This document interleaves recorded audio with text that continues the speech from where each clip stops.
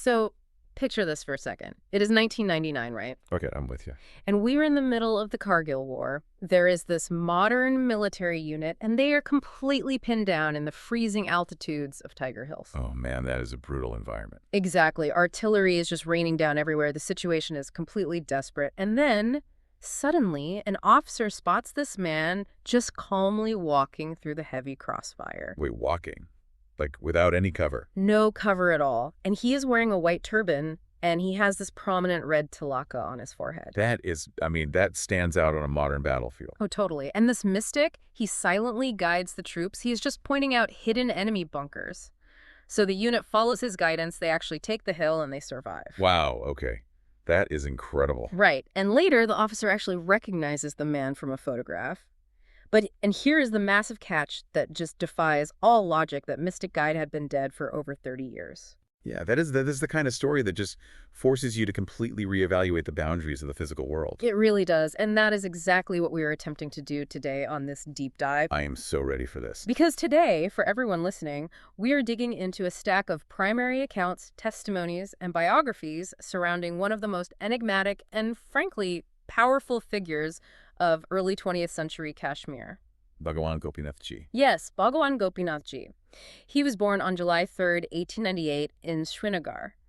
And according to the documents we have been reviewing, he supposedly controlled the weather, manipulated time, resurrected the dead, and, as we just heard, directed mass geopolitical conflicts. Even after his physical death, which is just wild. It is completely wild. So if you are listening, our mission today is to explore the mechanics behind these shocking accounts. But before we get to the actual miracles, we really need to establish the spiritual framework here. Definitely. You kind of need the context, or else none of this makes any sense. Right, because the sources repeatedly use these specific terms, like Jivanmukta and Aghoreshwar. What do those actually mean in this context? Okay, so to really understand these terms, we have to look through the lens of Kashmir Shaivism. That's a very specific philosophical tradition, right? Yeah, it is a deeply philosophical, non-dualistic tradition. Basically, it posits that the universe isn't separate from universal consciousness. It is literally made of it. Oh, okay. I think I'm tracking. So a Jivanmukta translates to a soul that is entirely liberated while still residing in a physical body. So they are alive, but they are totally free. Exactly. They have reached what is called the Shambhavi Avastha, which is the supreme state of universal consciousness, or the state of Shiva. So just to be clear, it is not just being, a very devout monk or a priest. It is a fundamental shift in their actual state of being. Precisely. It is a biological and spiritual rewiring. And that leads to the term Aghoreshwar. Which means what, exactly? An Aghoreshwar is a saint who's been totally, completely freed from all karmic bonds. The texts describe them as a burnt seed. A burnt seed. Yeah, meaning a seed that cannot sprout again into the cycle of rebirth. They are no longer subject to the normal currents of cause and effect that bind, ordinary humanity. They literally become a law unto themselves. Okay, let me try to put this in a framework that helps me conceptualize it. Go for it. So if we imagine the universe as this massive, complex operating system, right, like a computer, Right. The rest of us are just regular users. We are bound by the software's hard-coded rules, gravity, time, social norms, biological decay. We can't change the code. We just live in it. Exactly. But an Aghoreshwar is someone who has achieved developer or admin access to that operating system. Oh, like that. They possess the source code. Right. They can bypass the normal laws of physics because they are no longer restricted by the user agreement. That is actually an excellent way to frame it. Because they have that admin access, the user interface of societal expectations, all the rules we follow means absolutely nothing to them. Which makes sense. And if achieving that level of liberation disconnects you from societal rules, it really explains why Bhagawan Gopinath Ji's physical reality looked so grim and unorthodox to the outside world. It really does, because, if you are listening to this and picturing a serene, pristine guru giving these gentle, poetic lectures in a spotless ashram, you really have to throw that image out the window entirely. Oh, completely. Because in his early 30s, he entered this period of intense isolation. He shut himself in a room at a place called Rangtang in Srinagar, and he just sat there. Facing a wall. Facing a wall for 7 years. And he refused to let anyone even sweep the room. That is the crazy part. Yeah, an earthenware lamp was kept burning 24 hours a day, so the entire space was just blanketed in thick layers of soot and dust. And the physical detachment is what really caught my attention in the sources. They detail how he was so deep in meditation that an actual rat chewed a hole right into his heel. And he didn't even flinch. Right. But from a biological standpoint, I mean, how is that even possible? How does the human nervous system just turn off like that? Well, in these yogic traditions, there is a practice called pratyahara. Pratyahara. Yeah, which is the complete withdrawal of consciousness from the physical senses. Remember that non-dualistic framework we talked about? Where the body isn't an absolute reality. Exactly. It is just a manifestation of consciousness. So if you pull all your consciousness inward, your peripheral nervous system essentially has no observer. Wait, so the pain signals are still firing? The signals are firing, yeah, but there's literally no self present in the physical form to receive them or care about them. So the body is just an empty shell at that point. Exactly. And his methods for maintaining this state were highly unorthodox, to say the least. Oh, you mean the smoking? Yes. His constant companion was his chillum, a pipe traditionally used for smoking hashish or marijuana. Right, which sounds like, he was just getting high all the time. It does sound like that, but the primary accounts are absolutely adamant that this was not recreational. He utilized it as a specific mechanism. Like a tool. Yeah, a tool to emit and receive cosmic vibrations. He would sit there, puffing on this chillum, with his eyes turned skyward, engaging in what the sources call supramental dialogues with the ultimate truth.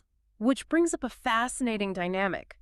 Because his consciousness was completely unbounded like that, he had this terrifying ability to read minds. Terrifying is the right word. Right. But read minds almost feels too passive. The way the documents describe it, he experienced other people's thoughts as if they were being broadcast over a loudspeaker. Yes, and he was incredibly aggressive about confronting people with their own secrets. He was completely devoid of social politeness. There is this one account of a woman who came to visit his room. Oh, I remember this one. The moment she crossed the threshold, he grabbed a pair of long iron tongs, and he actively chased her out, physically beating her with them. Which is shocking. Now wait, I have to stop here. From our modern perspective, beating a visitor with iron tongs sounds completely unhinged. It sounds like assault. Right. So how do his devotees reconcile that kind of violence? It requires looking at the psychology of ego death in these traditions. So after he chased her out, he casually turned to the other devotees in the room. And just explained himself. Yeah. He stated that she had engaged in unchaste behavior with 2 different men that very morning. Wow. And she had dared to enter a sacred space steeped in that dense karmic energy. To an Aghoreshwar, the guru's job isn't to make you feel comfortable. Right. It is not about customer service. Exactly. It is to destroy the false self, the ego. And because the ego defends itself violently, the dismantling of it can look violent. He wasn't attacking the woman, he was attacking the spiritual disease she brought with her. Okay, that actually makes sense in that context. It is like a spiritual surgeon amputating a limb to save the patient, just with absolutely zero bedside manner. Zero bedside manner. And we see that same brutal honesty in another story with a BSc college student. Oh, the vain kid. Yes. This kid comes in wearing brand new clothes, feeling extremely vain, and harboring some pretty arrogant, lustful thoughts in his head. Just normal teenager stuff, really. Normal for us, yeah. But he walks into the room, and Bhagwan Gopinath Ji just looks at him and repeats, word for word, the filthy thoughts the boy was having. Just broadcasts them to the entire room. Out loud. I mean, imagine being that kid. It strips away the facade instantly. You can't hide anything. And then he asks the terrified kid, he says, what does this body contain except dirt, phlegm, urine, and filth? Which of the body's outlets gives out anything attractive? So why this feeling of pride? It is just a complete psychological dismantling to teach humility. Yeah, he totally broke him down. But if we follow the logical progression here, if an Aghoreshwar can effortlessly read and dismantle the internal mental reality of a person, it stands to reason that they can manipulate external physical reality as well. Because it is all connected. Right. Physical matter is viewed simply as a denser form of the exact same consciousness. And this is where we transition from reading minds to completely shattering the laws of physics. Let's dig into his leelas, or divine play. Let's do it. There is a staggering account involving 2 cooked fish. This one is wild. It really is.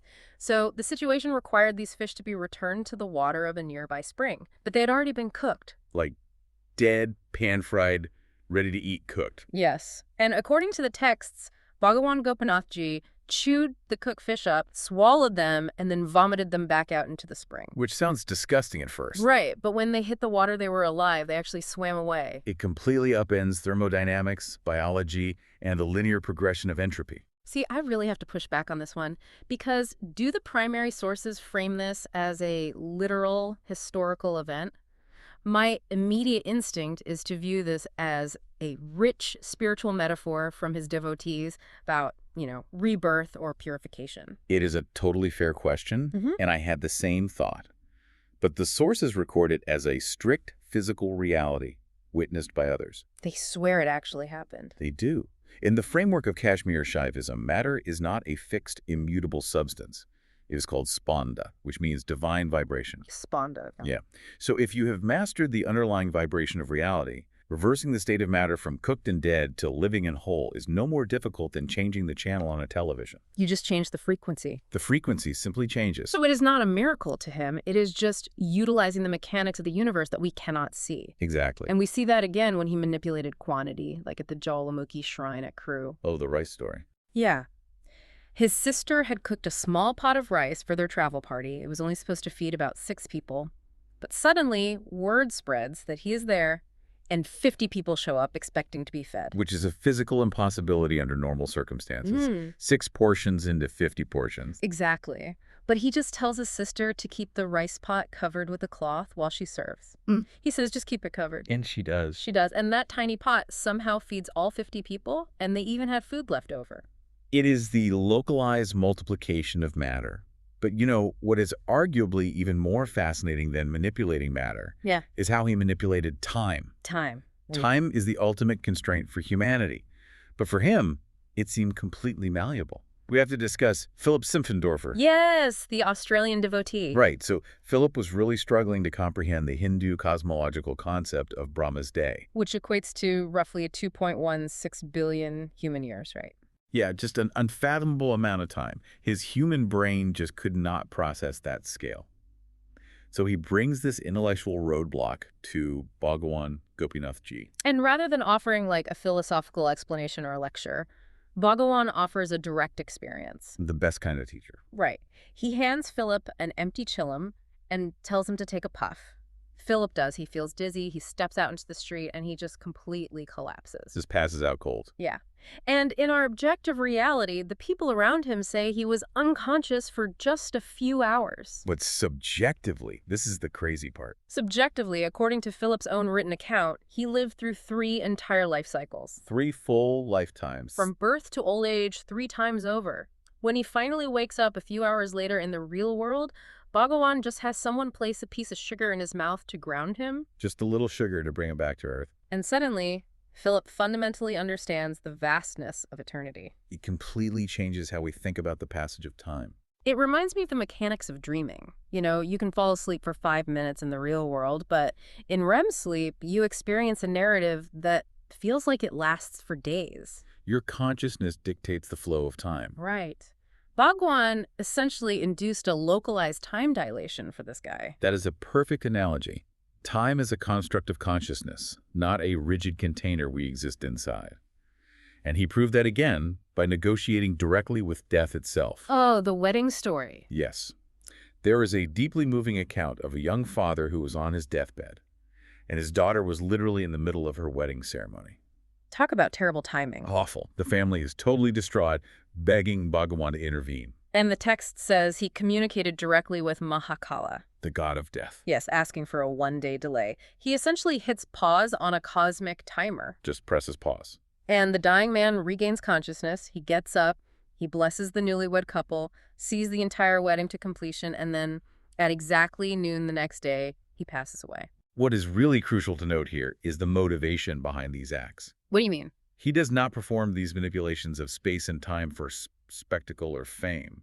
Like, he isn't showing off. They are almost always born out of deep compassion for his devotees. That is a great point. But he did not just use these abilities for local villagers. No, he did not. If you can manipulate local matter and time, it seems you can scale that up to mass geopolitical audience. Which brings us back to the hook of our deep dive. the supernatural military commander. This is where it gets into global history. Yeah, we are talking about an ascetic who never left the Kashmir Valley physically, yet deeply influenced modern 20th century warfare. The documentation of this really begins around 1947 and 1948.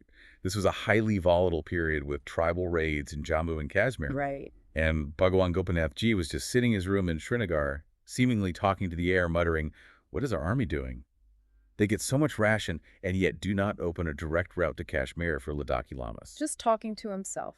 Apparently. But meanwhile, on the actual front lines, the Indian army is engaged in a brutal fight to conquer the Zohila Pass. And this is where the military police officer comes in. Yes.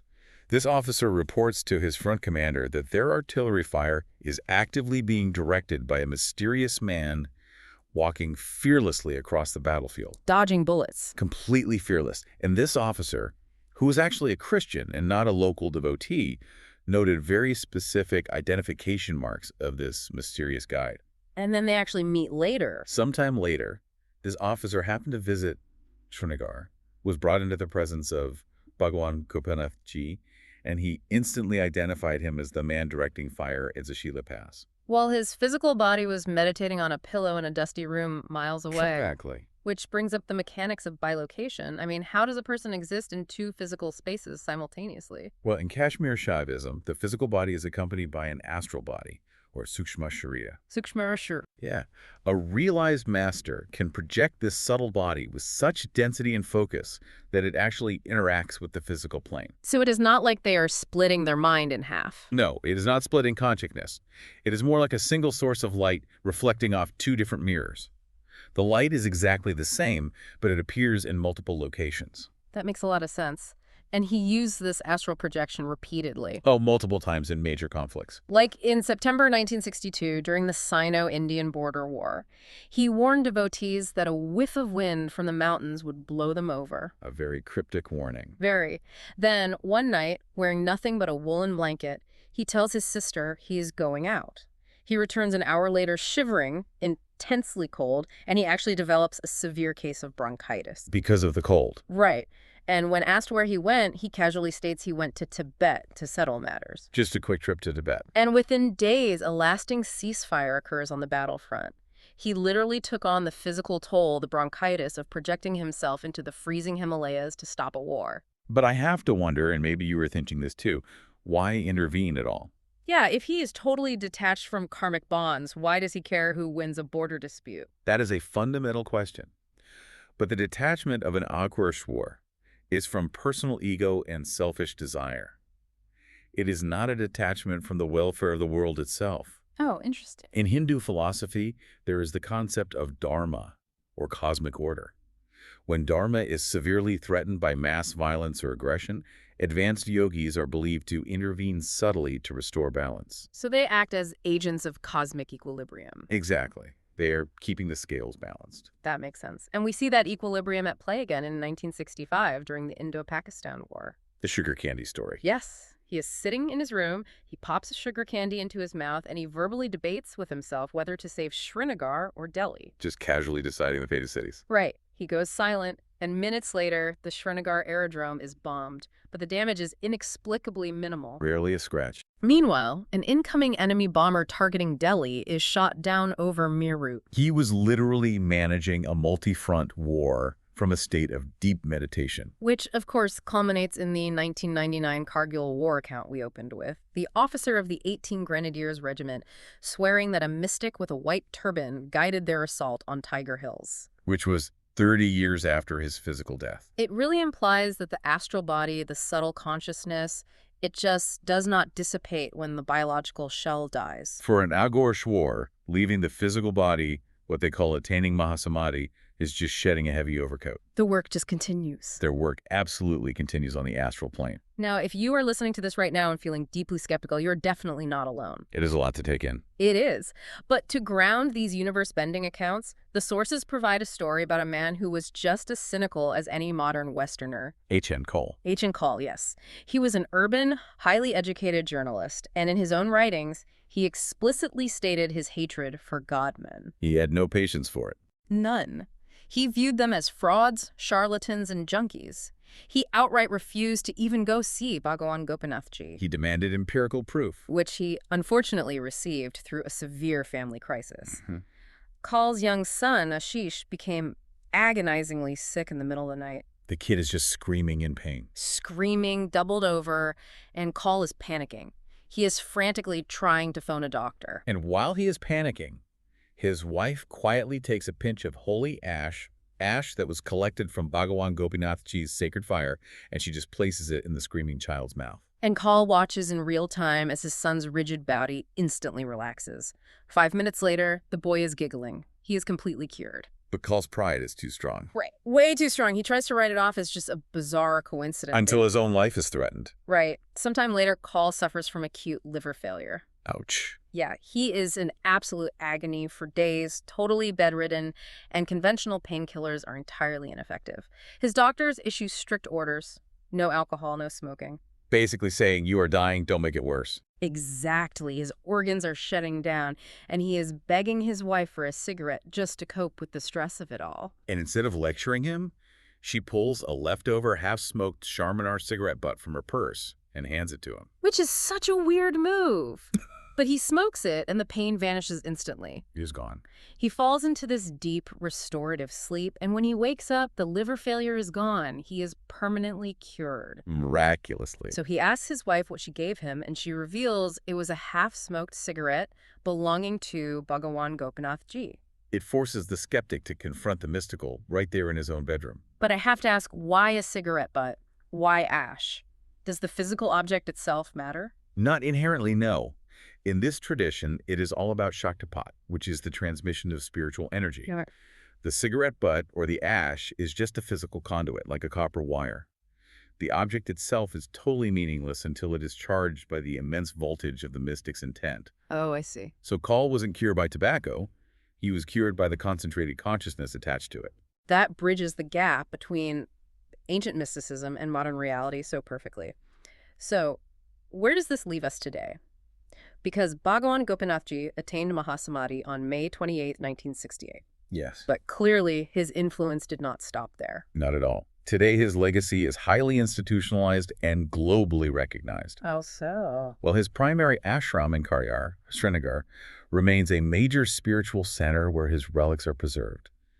There are satsang mandals, these spiritual gathering groups, spreading his teachings all over the globe. Wow. His cultural impact is so profound that the Indian Postal Service even issued a commemorative stamp in his honor. A postage stamp. That is huge. And his reach extends all the way to the west. A mayor in New Jersey actually declared a Jagat Guru Bhagawan Gopinath Ji Day. New Jersey. That is incredible. Which brings this massive reality-bending topic right back to you, the listener. We've covered a lot today. We have walked through a mountain of heavily documented accounts. Mind reading, multiplying matter, time dilation, mass healings, and military interventions from beyond the grave. The sheer consistency and volume of these testimonies from journalists, military officers, and ordinary people makes it impossible to simply brush off. It really demands that we interrogate the rigid, materialistic boundaries we have placed on reality. It forces you to look deeper. It truly does. So I want to leave you with a final thought to mull over as you go about your day. Lay it on us. If an Aghoreshwar can effortlessly manipulate time, space, matter, and death, what does that say about the physical world we rely on every single day? Is it real? Right. Is reality as solid as we think, or are we living in a highly malleable simulation where consciousness is the only true currency? Oh, that is a wild thought. And are beings like Bhagawan Gopinath Ji simply the rare few who have figured out how to access the source code? I love that. What do you make of these incredible stories? Let us know. Until next time, keep digging, keep questioning, and thanks for joining us on this deep dive.